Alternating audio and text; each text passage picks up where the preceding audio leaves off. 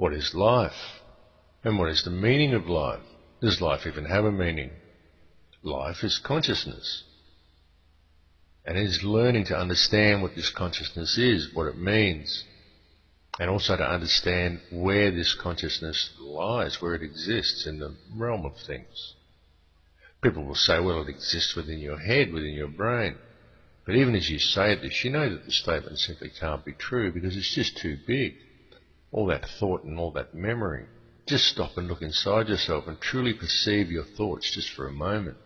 It's so vast, this realm of space that lies within consciousness. It feels like a whole universe in there, doesn't it? And yet it lies within an intangible nothingness. And it feels like that because that's exactly what it is. Nothing. Nothingness. But conscious. It's certainly something worth considering. And what is nothingness? Well, Alan Watts summed it up more than eloquently in a statement he made when he said that nothing is what your head looks like to your eyes, and that nothingness is what's watching. And I truly can't think of a better description. Nothingness and consciousness coexists in that space behind your eyes. You can't have something here without having that nothing there. So you need to be aware of that nothingness. The nothingness that lies behind your eyes, because it is within that nothingness that lies consciousness. And it's all connected. It's connected to ourselves, it's connected to each other, and it's connected to everything in the universe. You need to open your minds to see this, and once you've seen it, the more you can begin to realize it. And the more you realize it, you can quite literally feel it physically. It's like a warmth and a rise in frequency in your body. The true realization that there is no other. There is only one. And all that truly exists within that singularity is love. There are only two human emotions, love and fear.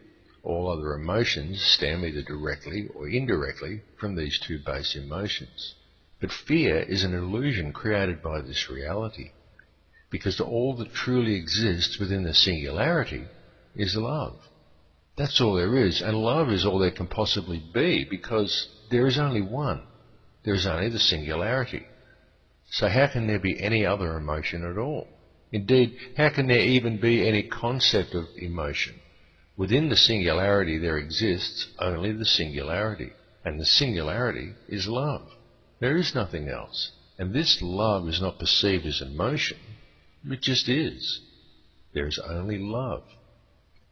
It's being aware of this singularity that allows true understanding to occur. And people ask, well, what can I do to help myself become more aware of this singularity? And the answer is to live in love yourself. And when I say live in love, again, I'm not talking about the television version of love. I'm not saying that we all put flowers in our hair and sit around singing songs. I'm talking about real love, true empathy, and real understanding for all. And so what is love, and how does one live in love and understanding of all others? Well, here's the trick, you see. You do it by being aware of the singularity of which we're all part of course. Now that may sound like I'm talking in circles and I just returned to the beginning, but I didn't, because you see, real love lies in the true understanding that there is no other. There is only the singularity. When you can truly understand that, and when you can fully realize that when you look at another person, you are not seeing another person. You are seeing another image of yourself, another manifestation of the singularity. Then you can truly understand what actual love is. Because real love comes from the true understanding that we are each other. We share a single consciousness. The divisions that supposedly exist between us are an illusion. How can you not love another person? That person is you. So how can you not love them? How can you not love all other people when they are all you? And when you realize that all the divisions between us are an illusion. Once people realize the truth of this, well, then the entire system of control we live under simply breaks down. And how do you do it, and where do you start? Well, you do it by realizing that we are all one. There is no other, and you do it by doing what is right in everything. Rather than doing what is right for yourself personally, or what is right for the company, or what is appropriate for the occasion, or even what the law requires, you just do what is right. all the time, in everything. Realize and truly understand that when you do the wrong thing, the person who must suffer the consequences is simply a mirror of yourself.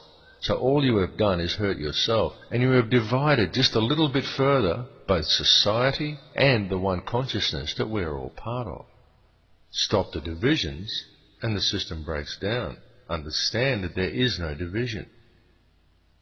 This universe that we live in is truly created by our intent and our emotions. We quite literally create this universe ourselves. And if anyone has a doubt that the universe is holographic in nature, you've just got to look to quantum physics. If you want to see a physicist run from the room in horror, just ask them about the measurement problem.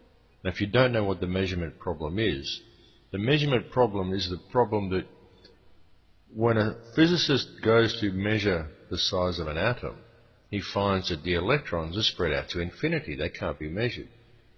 And it isn't until he actually goes to measure the atom, the physical act of him measuring the atom, causes these electrons to coalesce and form the atom. The act of observation creates the atom. Now this is physical proof that we create the universe simply by observing it. So the universe is whatever we perceive it to be. If we perceive it to be a universe where the New World Order is going to win and terrible things are going to happen to the earth, and they will indeed happen. If the powers that be can convince enough people that terrible things are going to happen in the future, then these things will happen because we will make them happen with our consciousness, with our belief that they are going to happen. That's how it works. This is the hidden knowledge. They know that it's through the manipulation of people's beliefs and their emotions that creates the world that we live in. Now this is knowledge that was common knowledge in ancient tribes and other cultures.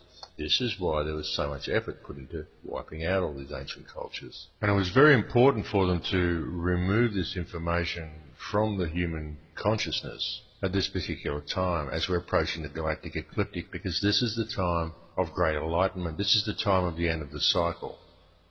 And this is the time of the quickening. And what the quickening is all about more than anything is to distract the collective mind of man from the approach of the end of this cycle. Because the more people who approach this cycle in love, the more people who live in love now, the more the overall consciousness of man ascends. And the more people who ascend, then that's the less of the collective consciousness that is here for the whatever forces you want to name them to use in the next cycle. And this is what the Christians refer to as the rapture.